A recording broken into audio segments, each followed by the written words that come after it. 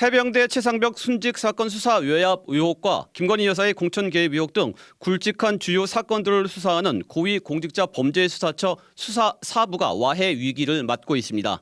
윤석열 대통령이 인사위원회에서 만장일치로 연임이 의결된 이대환 수사 4부 부장검사와 차정혁 수사기획관 등에 대한 연임안을 제거하지 않고 있기 때문인데요. 권영철 대기자와 자세한 이야기 나눠보겠습니다. 공 기자 안녕하세요. 안녕하십니까. 네, 좀 전에 언급한 공수처 검사 4명의 임기 완료가 내일 모레 즉 27일까지인가요? 그렇습니다. 일요일까지입니다. 그때까지 연임안이 그 대통령의 재가를 받지 못하게 되면 어떻게 되나요? 자동으로 업무에서 배제가 됩니다. 공수처 인사 규칙에 따르면은 인사위원회가 검사의 연임에 동의 및 추천을 하면은 대통령의 임명으로 연임이 확정이 됩니다. 윤 대통령이 모레 27일까지 임명하지 않으면은 자동으로 퇴직하게 되는 겁니다. 그렇군요. 네. 공수처 수사 4부가 해병대 최상병 그 수사 외압 의혹 사건 수사를 맡고 있지 않습니까? 그렇습니다. 공수처에서 가장 굵직한 사건 대부분을 맡고 있다고 해도 과언이 아닐 겁니다. 네. 최해병 순직 사건 외압 수사 외압 의혹, 임성근 전 해병대 1사단장 구명 로비 의혹, 김건희 여사의 공천 개입 의혹, 명태균 씨의 여론조사 의혹에다가 세관 마약 수사 외압 의혹까지 맡고 있습니다. 여기에 이른바 고발 사주 사건 수사를 이끌어 1심에서 징역 1년의 실형 유죄를 받아내는데 항소심 선고가 다음 달 1일입니다. 네, 그 윤 대통령이 취임 2주년 기자회견에서 해병대 최상병 특검법과 관련해서 그 공수처 수사 결과에 국민이 납득하지 않으면 자신이 먼저 특검을 하자고 주장하겠다 이렇게 얘기를 했는데, 근데 연임 재가를 안 해주면 수사가 제대로 되지 않잖아요. 그렇죠. 수사가 제대로 될 수 있겠습니까? 네. 먼저 윤 대통령이 했던 답변을 먼저 들어보시죠.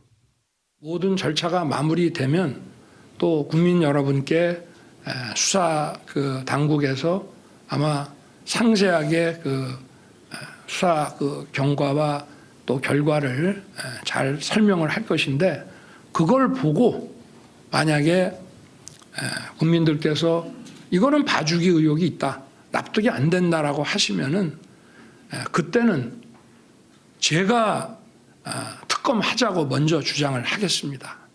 윤 대통령의 말대로 공수처 수사가 제대로 이루어져야 국민들이 그 결과에 납득을 하지 않겠습니까? 네. 그런데 이렇게 연임안을 제거하지 않아서 수사가 제대로 이루어지지 않는다면은 국민들이 이걸 받아들일 수 있겠습니까? 네, 오늘이 국회 법사위 국정감사 마지막 날이었잖아요. 네. 공수처 검사 4명의 연임 문제가 당연히 쟁점이 됐을 것 같은데요. 먼저 민주당 장경태 의원의 질의 잠시 들어보시죠. 네. 공수처 국가기관을 무력화하고 지금도 현행 이 정원 대비 많이 부족하시잖아요, 검사가.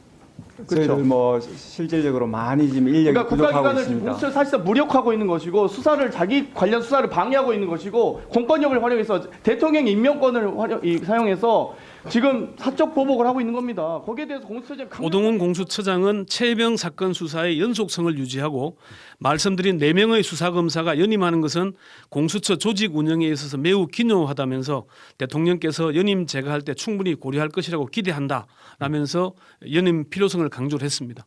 네, 그 윤 대통령이 공수처 검사 4명의 그 연임을 제거하지 않아서 주요 사건 수사가 지체되거나 방해를 받는다면 네. 인사권 남용이라는 지적도 나올 것 같은데요. 그렇습니다. 법조계에서는 대통령의 인사권은 존중되어야 한다고 전제하면서도 공수처 검사들의 연임안을 제거하지 않아서 수사에 차질이 발생하거나 공수처가 사실상 무력화된다면은 윤 대통령에 대한 탄핵 사유가 될 수도 있다는 의견이 나옵니다.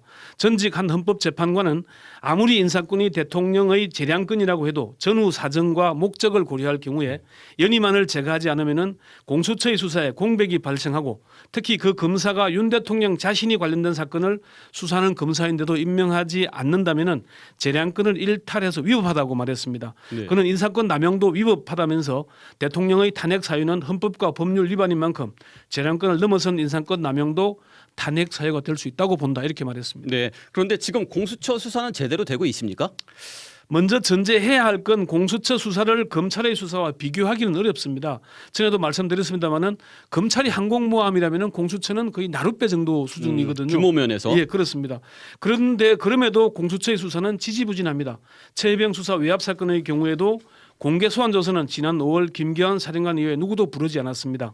오늘 그 국정감사에서 민주당 이성윤 의원의 질의 잠시 들어보시죠. 네. 김건희 압수수색 했습니까? 용산 대통령실은 언제 압수수색하렵니까?